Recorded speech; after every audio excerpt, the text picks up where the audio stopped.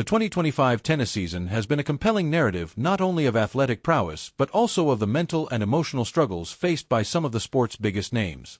While Novak Djokovic grapples with the effects of time, Jannik Sinner navigates the aftermath of a doping scandal, and Carlos Alcaraz manages the pressure of high expectations, Alexander Zverev's story stands out as a stark example of how internal instability can derail even the most gifted athlete. Initially, Zverev's 2025 season began with considerable promise. He reached the Australian Open final, positioning himself as a legitimate contender for the #1 ranking. His physical condition was excellent, his game aggressive and consistent, and he displayed a renewed sense of focus. However, this momentum proved short-lived. Over the following months, a significant shift occurred, not in his physical capabilities or technical skills, but in his mental state.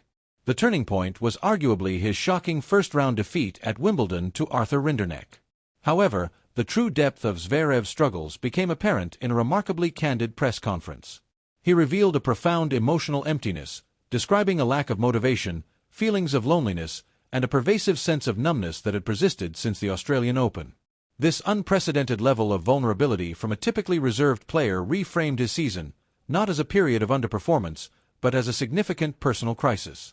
Zverev's struggles have always been evident, characterized by moments of sublime tennis interspersed with periods of withdrawal under pressure. His past performances, marked by passivity in crucial moments, emotional flatness, and inconsistency, now appear less like tactical flaws and more like symptoms of a deeper malaise. The question is no longer whether he possesses the necessary talent. It's whether he can cultivate the emotional resilience to withstand the intense pressure and isolation inherent in elite-level sports. This context makes Zverev's decision to train at the Rafa Nadal Academy particularly compelling. The significance lies not just in the facilities but in the potential involvement of Tony Nadal, known for his rigorous psychological approach as much as his technical expertise. If Tony Nadal is indeed working with Zverev, it signifies a profound shift in his professional approach, potentially representing the reset he desperately needs. Tony Nadal's coaching style is not about comfort, it's about confronting weaknesses directly, a stark contrast to Zverev's past tendency to avoid addressing his mental vulnerabilities. Historically, Zverev's team has been a closely knit circle, with his father and brother playing significant roles in his career, but also potentially insulating him from external perspectives. Previous coaching appointments, including those with Ivan Lendl and Juan Carlos Ferrero, never fully integrated into his approach, suggesting a resistance to relinquishing control. However, if Tony Nadal is truly involved, this dynamic must change. Tony Nadal's methods demand total commitment, emotional honesty, and unwavering discipline. The environment of the Rafa Nadal Academy itself could also play a significant role. The presence of Rafael Nadal, even informally, could provide a grounding influence. Nadal's unwavering commitment, humility, and integrity could subtly reshape Zverev's perspective on the sport, potentially rekindling his lost sense of purpose. Skepticism is warranted, given Zverev's history of inconsistent performance. Coaching changes have previously yielded temporary improvements followed by relapses. However, this situation feels different. If Zverev is genuinely embracing Tony Nadal's guidance and allowing for a significant shift in his approach, it could mark a turning point.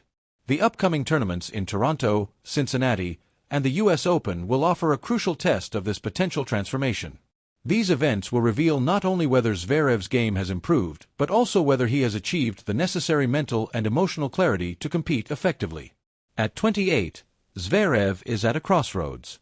His struggles are no longer veiled in ambiguity. They are evident in his words, his demeanor, and his inconsistent performance throughout the season. While he remains ranked within the top 3, the cracks in his mental fortitude are undeniable. At this elite level, mental clarity is as crucial as technical skill. Zverev's primary challenge is not his forehand or footwork but rather rediscovering his purpose and emotional equilibrium. The shift in Zverev's trajectory has surprised many. He was once considered a natural successor to the Big Three, accumulating finals appearances, an ATP finals title, and consistently high-level finishes. However, underlying these achievements were persistent doubts about his mental strength, his ability to handle pressure, and his inconsistency in Grand Slam events. His raw talent was never in question. What was lacking was a sustainable balance between ambition and joy. The 2025 season forced a reckoning, culminating in a candid admission of emotional emptiness and a questioning of his identity as a player. Despite the setbacks, Zverev maintains a belief in his potential, acknowledging the current dominance of Alcaraz and Sinner while expressing a determination to challenge them.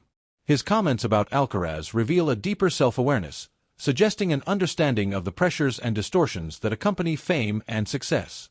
While his statistics remain respectable, Zverev's momentum is stalled. Unlike Alcaraz and Sinner, who appear to be in full flight, Zverev is searching for meaning beyond mere results. His move to the Rafa Nadal Academy hints at a deeper transformation, potentially a fundamental shift in his coaching philosophy and, more importantly, his mindset. The upcoming tournaments will be a critical test.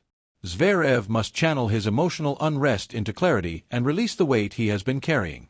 Only then can he hope for a resurgence.